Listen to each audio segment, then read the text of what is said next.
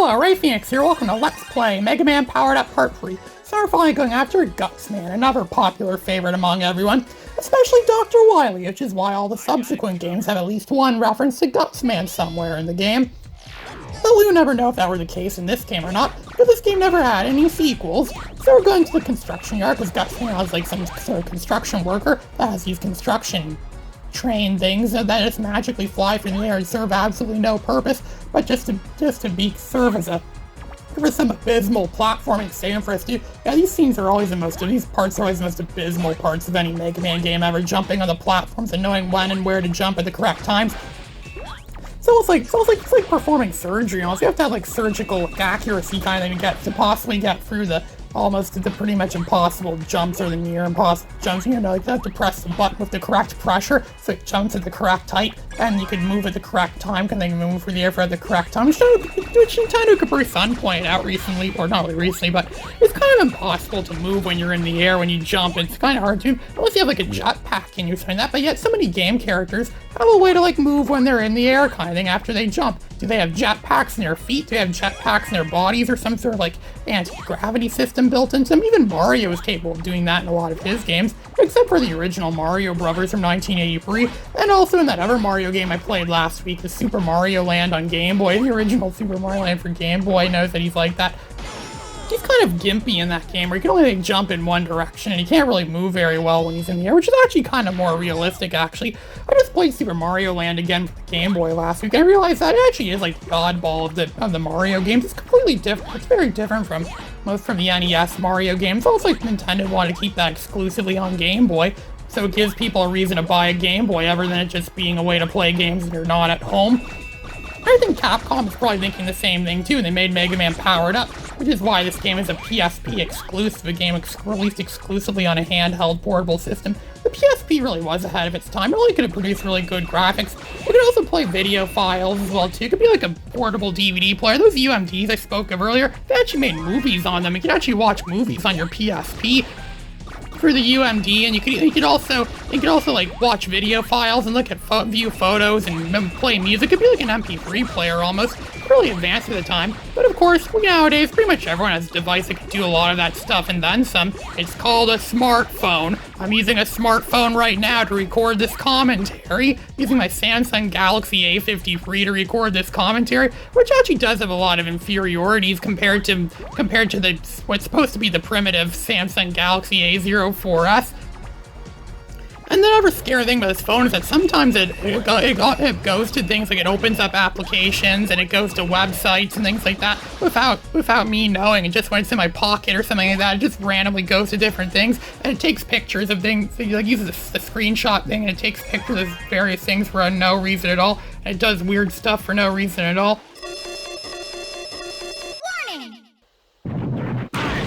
Guts! Hey, men only. Little boys don't belong here. Go home before you get hurt. Time to punch out and go home, Guts Man. You big idiot! What'll happen to me if I get fired? I'm gonna take you down with me. Ready? Mega Man's a seemingly wimpy-looking boy compared to the overly burly Gutsman, and yet Gutsman stands no real chance against Mega Man, simply because all that huge head of his has no real brain at all. So we can just do what we do and just keep shooting at Gutsman. Gutsman is also a really good candidate to be a first Robot Master, theoretically speaking. I remember Nintendo Capri-Sun went after Gutsman first when he played the original Mega Man in his LP of the original Mega Man years ago. I never take on Gutsman first, simply because Gutsman is never one of my favorite bosses in any Mega Man game ever. He's actually one of my least favorite bosses in this game, actually. I don't know, I think he's overrated. He's strong and powerful, but he's not very maneuverable at all. You could play as him in this game, just like you do with all the other Robot Masters. But he's not very maneuverable at all. He has to create boxes everywhere. I never beat the game with all the Robot Masters, but I sometimes think it's downright impossible to beat the game with every Robot Master. It's like, what were they thinking? It's almost near impossible to seriously play for the game, especially if you're fighting against the Robot Master and their weapon is your weakness. It's insanity. It's like something that even the greatest gamers ever probably would have a challenge to. I mean, there's some sort of secret to it. I don't know, come to think of it, I never really watched very many YouTube videos on this game, which is quite surprising actually, because I watch YouTube videos all the time of gaming. Gaming's like the #1 topic I watch YouTube videos about. And yet, for some reason, I never really watched that many videos in this game. I think a long time ago, I watched Rome Mithril do perfect runs of this game. And I watched him do challenges of this game and stuff like that. So this is something I do a lot of time. When I run low on lives like this, I just go to this part of Iceman stage where you can use the oil slider and ride on the water. Look at that, a free 1-up. You can do this several times over and over again. You could get a lot of free 1-ups. And I think you could exit the stage. I'm not sure if you have to beat the level first to exit the stage or not. I don't know. All the previous Mega Man games were like that. Unless you go, and heck, you can, even classic Mega Man games, you can exit a stage at all unless you have the exit unit. I don't think they have one of those in this game, which is actually a good thing. So now we're going to take on Fireman stage. Yeah, Fireman is another underrated robot master. He's on fire all the time. He's supposed to be like some sort of like a combustion engineer robot where he like works in like, you know, combustion like setting what do you say, like burning trash. He says time to burn the trash because that's what he does. He burns trash kind of thing. Apparently they never realized that in the future that burning trash is, you know, bad for the environment, or maybe the environment's just so messed up in the future they just gave up on trying to save the environment. I heard supposedly that the air gets so bad in the future that we can't breathe it, so they're gonna make breathing devices for us that everyone's gonna have to use far into the future. And so we could take on this. So there's those things we saw in Oil Man stage, fire enemies that originally didn't see until Mega Man 6. This time around, we're introduced to them right from the beginning. Wonder if Capcom knew this would be the only game in the series. They thought, let's just go Carpe Diem with this game and throw every Mega Man thing we could possibly think of in this game, which is a good way to go. I mean, when you make a game a lot of time, you don't know if it's going to be successful or not. And you don't know if they'll have any sequels or not too, so it's good to, like, you know, throw everything you can, within reason, of course, but it's good to throw everything you can into a game to, you know, so it makes people feel they're getting their money's worth, makes people feel like they're actually getting something good, like something rich of content, and then it might actually increase the potential there being sequels in the future. These parts were also kind of abysmally hit, but it's a good thing you could shoot down those fire, what do you call those, hot heads or something, I forget what they were called. All the enemies in this game have names of some sort. I don't remember what they are. And you can see in the background, it looks like there's lava flowing everywhere. It's like a junk factory. It kind of reminds me of the junk factory from Mega Man X7. I never actually played Mega Man X7 for the longest time until like years later. Then I realized that, yeah, they were right. Mega Man X7 is a load of crap. There was a junk factory in that game, which makes no sense. Why would a factory manufacture junk? Manufacturing lava or manufacturing fire makes a lot more sense than that. This part's abysmal too, because they're setting the same things they sent at us in Bomb Man stage, and they actually have like explosive devices in them where if you hit you, they explode, and if you touch them the slightest, they explode if you go near them. It's like a proximity detector thing almost. They explode if they detect, you know, you're going near them. That's gonna shoot down all those things, shoot down those. And then shoot it out, it explodes completely. If I had a trace, shoot it again, it explodes completely. It's actually good to take a hit by these things. That way you have an invincibility buffer, so you don't have to worry about getting knocked over again by those hot head things. There's lava things. Those lava things that you're shooting out. Now, this is going to be frozen easy with Iceman's weapon. There, I'm about to prove the ineffectiveness of Bomb Man's weapon. See, Bomb Man's weapon can't really go very far, but with Iceman's weapon, sure, destroys weak enemies. Look at that, I'm using it up on this guy, and look at that, it's like doing nothing. Iceman's weapon is kind of useless except for freezing people, and when would you ever want to freeze anyone in this game? It doesn't really do much other than serve as a weakness for Fireman. So Iceman's weapon is also never like useless, seemingly useless weapon. Iceman's a cool character, but his weapon is also kind of useless. Not as useless as Oil Man's weapon. No, Oil Man's weapon is far more useless. And we only have 3 shots left of Iceman's weapon. It's a good thing when you get killed in this game. It actually does recharge all of your energy from all your weapons. So I guess it's a plus they did of this game. Warning, we're going after Fireman. Fire! Burn! Burn! My justice burns hotly. Evil beware. Fireman, why are you... I haven't done anything to you. By the fire of justice, I am certain you are evil. Fire! There's no pause trick in this game either, so you can't press the select button, freeze the game, and have it register as one attack register as several attacks. A common trick done in the original Mega Man, but Capcom got smart when they made this game, so there's no pause trick in this game. Pretty much every remake of this game doesn't have the pause trick. Same with the Genesis version, what would be called Mega Drive in the regions that came out, and Mega Man The Wily Wars, which is like a 16-bit Sega Genesis remake of the original Mega Man, with Mega Man 2 and Mega Man 3 all in one convenient little package. Kind kind of like Super Mario All-Stars, but it's on the Genesis and only came out in Europe and Japan, and it's extremely rare. It's probably one of the rarest games ever, but it's also the only Mega Man game that got an official release on the Sega Genesis. That means Mega Man got one more official release on the Genesis than Star Wars ever did. I just recently realized that there are no Star Wars games that got official releases on the Sega Genesis, or at least none that I know of.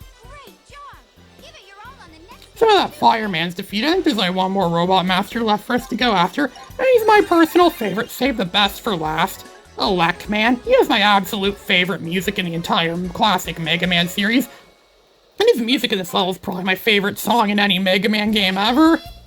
I absolutely love the music in this level. It sounds awesome. Like, this is like the best thing. This is one of the best pieces of music that mankind could possibly create.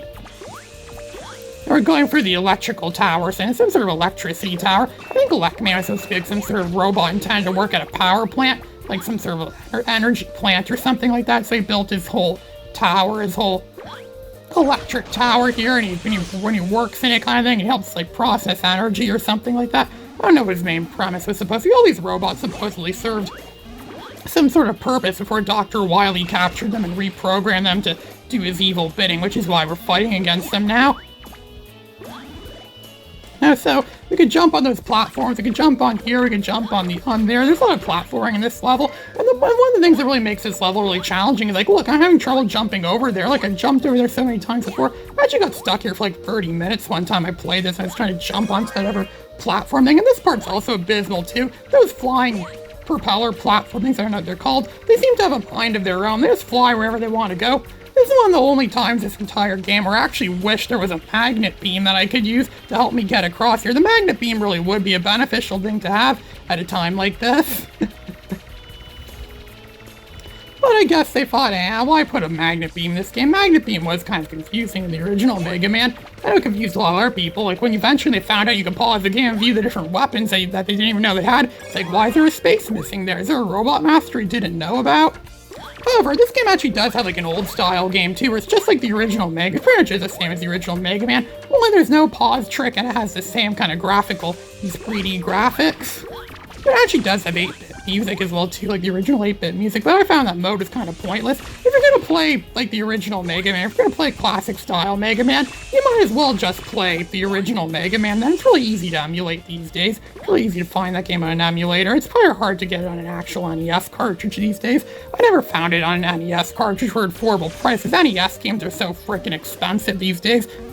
This is why I just turned to emulators now these days and want to play all those good old classic NES games. To make matters worse, my NES is in rough condition. It's in so rough condition that I have to shove another cartridge into the cartridge slot to wedge down a game cartridge in order for it to work. Even then, I have to shut it off and turn it back on so many times to get it to work. And I lost the original power cord for it too, so I have to use a replacement power cord for it. And it makes these lines appear on the screen too, so the quality of that system keeps getting worse and worse. You kind of noticed that a bit in my Duck Hunt video. About 3 years ago, I made a video of myself playing Duck Hunt on the original NES. I had no way of playing Duck Hunt on an emulator, so I had no choice but to use the actual NES system. I think that video turned out fine. It's actually one of my more prouder accomplishments on YouTube. Yeah, they get a really good score at playing Duck Hunt. Like, anyone's seriously gonna care about Duck Hunt these days. Duck Hunt's a game that very well can fall into the sea of obscurity, considering the fact it's probably not playable anymore on emulators, unless someone invents some sort of way to play Duck Hunt. I actually think someone may have invented an emulator to play Duck Hunt, I don't know. This part's also challenging too. It's just simply jumping to that platform there. There's a lot of jumping in this game. It almost feels like I'm playing Donkey Kong or something like that, where it's like, like Donkey Kong, you have to jump through the intricate levels sometimes and try to dodge stuff that gets thrown at you. And of course, there's going to be a Mega Eye here. Mega Eye, it's really impossible to destroy that Mega Eye or even dodge his attacks. So let's go after Elecman now.